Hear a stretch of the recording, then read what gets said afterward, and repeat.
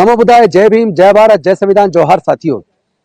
एक तरफ संसद के अंदर अमित शाह डॉक्टर बाबा साहेब अम्बेडकर का अपमान कर रहे हैं और दूसरी तरफ दिल्ली के पूर्व मुख्यमंत्री आम आदमी पार्टी के संयोजक ने एक आर्टिफिशियल इंटेलिजेंस से एक वीडियो बनवाया है जिसमें वो डॉक्टर बाबा साहेब अम्बेडकर के सामने खड़े होकर कह रहे हैं कि डॉक्टर बाबा साहेब अम्बेडकर मुझे शक्ति दीजिए, आशीर्वाद दीजिए ताकि मैं आपका अपमान और संविधान का अपमान करने वालों के खिलाफ संघर्ष कर सकूं। और फिर बाबा साहब उनको आशीर्वाद देते हैं। मुझे शक्ति दीजिए बाबा साहेब ताकि मैं उन लोगों से लड़ सकूं जो आपका और आपके संविधान का अपमान करते हैं।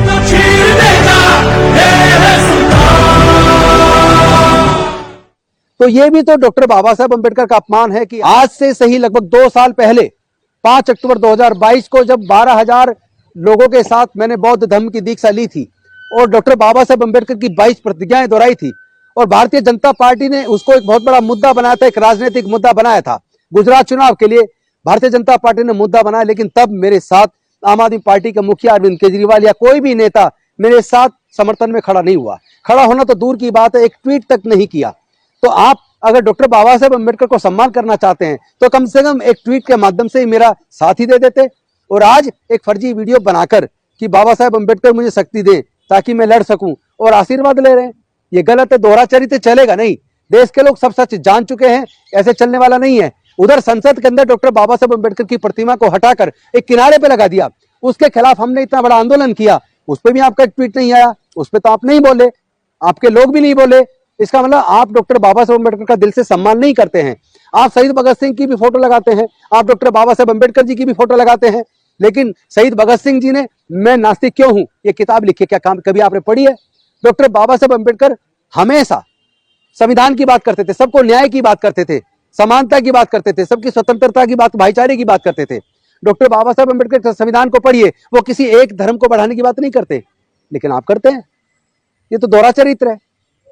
डॉक्टर बाबा साहेब अम्बेडकर अंधविश्वास पाखंडवाद के खिलाफ आर्टिकल 51 इंडियन कॉन्स्टिट्यूशन में कहते हैं साइंटिफिक टेम्परामेंट होना चाहिए, यानी लोगों का, भारत के नागरिकों का वैज्ञानिक दृष्टिकोण होना चाहिए। लेकिन क्या आप वैज्ञानिक दृष्टिकोण को मानते हैं? ना आप शहीद भगत सिंह जी को मानते हैं, ना उनकी विचारधारा को मानते हैं, ना आप डॉक्टर बाबा साहेब अम्बेडकर को मानते हैं, ना उनकी विचारधारा को मानते हैं। क्योंकि आप ही के इंजीनियरिंग कॉलेज, लॉ कॉलेज और IP university, doctor Ambedkar university की आप जाके पढ़ाई की फीस देखिए। एक बच्चे की पढ़ाई का, इंजीनियरिंग का, लॉ का खर्चा 15 लाख से 20 लाख रुपया है। क्या दलित, पिछड़े, आदिवासी, गरीब तो छोड़ो, तमाम जनरल कैटेगरी के भी 75% लोग क्या 15-20 लाख का खर्च करके अपने बच्चों को पढ़ा पाएंगे? क्या उनकी पढ़ाई की व्यवस्था तो कर दो। यही तो मैं आपसे मांगता था कि गरीब बच्चों की पढ़ाई की व्यवस्था कर दो। आप 12वीं तक की बात करते हैं, 12वीं से ऊपर पढ़ने वाले बच्चों की भी तो बात कीजिए। आपके कोई स्कॉलरशिप 12वीं के बाद के लिए नहीं है, पहली 8वीं तक के लिए नहीं है।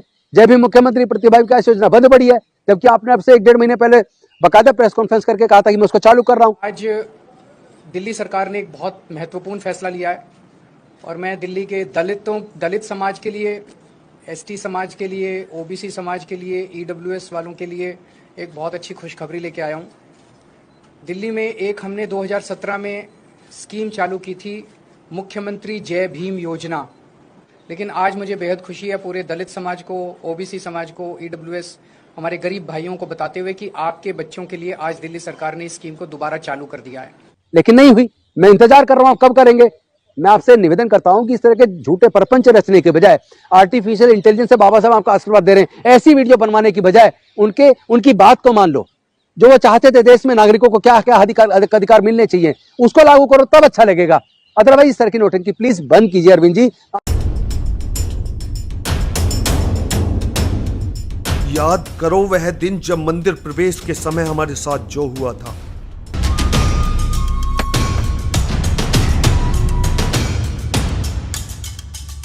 हमें अछूत कहकर अपमानित किया, लेकिन हमने भी साबित कर दिया कि हम इस देश के शासक हैं।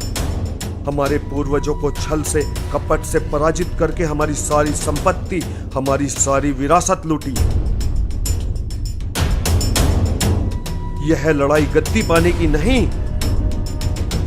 यह लड़ाई गद्दी पाने की नहीं, यह लड़ाई है हमारे मान सम्मान, स्वाभिमान को वापस लौटाने की। चलो अब गुजरात चलते हैं, वहां उन मनु की संतानों को मजा चखाएंगे।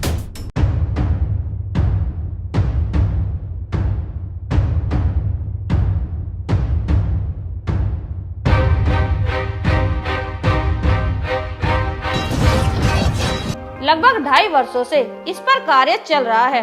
BH न्यूज नेटवर्क के मुख्य संपादक उमेश करुणा जिसका निर्देशन कर रहे हैं। रजत जेटली फिल्म के कैरेक्टर मॉडलिंग और एनिमेशन पर कार्य कर रहे हैं।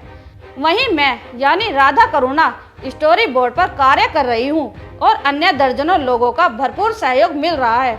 फिल्म का बैकग्राउंड म्यूजिक व डायलॉग रिकॉर्डिंग VFS स्टूडियो द्वारा की जा रही है, जिसको पंकज शर्मा देख रहे हैं और पोस्टर बन चुका है, जिसको लेकर एक सामाजिक सम्मेलन करने की योजना बनाई जा रही है, जिसकी तारीख निर्धारित करने पर विचार चल रहा है।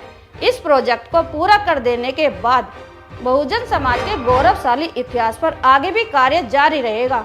बस आप हमें यूं ही सपोर्ट करते रहिए, यूं ही हमारी हिम्मत बढ़ाते रहिए। कमेंट्स बॉक्स में जय भीम लिखकर अपनी प्रतिक्रिया जरूर दीजिए। जुड़े रहिए हमारे चैनल के साथ। जय भीम, धन्यवाद।